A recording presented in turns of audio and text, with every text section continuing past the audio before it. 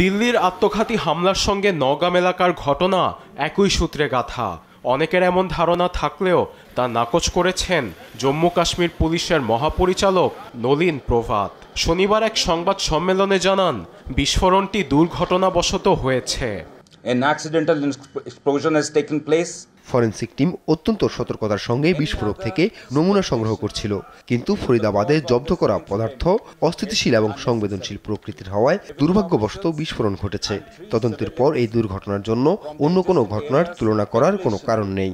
Into the cause of this incident is unnecessary. একই সঙ্গে বিস্ফোরণে 9 জন প্রাণ হারিয়েছে বলে নিশ্চিত করেছেন পুলিশ মহাপরিচালক। এছাড়াও আহত 31 জন হাসপাতালে চিকিৎসাধীন আছে। এর মধ্যে ভয়াবহ দুর্ঘটনার বর্ণনা দিতে শিউরে ওঠেন প্রত্যক্ষদর্শীরা। धमाका हुआ, हम लोग पहले डर गए, 15-20 मिनट तो समझने में लगे ये है क्या। বিকট বিস্ফোরণের শব্দে চারদিকে আতঙ্ক ছড়িয়ে পড়ে। 20 মিনিট পর আমরা যখন পুলিশ স্টেশনের কাছাকাছি যাই, দেখি পুরো ধ্বংসস্তূপে পরিণত হয়েছে। চারদিকে ধোয়া, রক্ত আর খণ্ড বিখণ্ড লাশ পড়েছিল। এদিকে দিল্লির আত্মঘাতী হামলায় জাইশে মোহাম্মদ সশস্ত্র গোষ্ঠীর সংশ্লিষ্টতা পেয়েছে ভারপ্রাপ্ত তদন্তকারীরা। বিস্ফোরণের আগে হুন্দাই i20 গাড়িতে গোষ্ঠীটির সদস্য উমর মোহাম্মদ ডাক্তারের পোশাকে অবস্থান নিয়েছিল বলে রিপোর্টে উল্লেখ করেছেন তারা।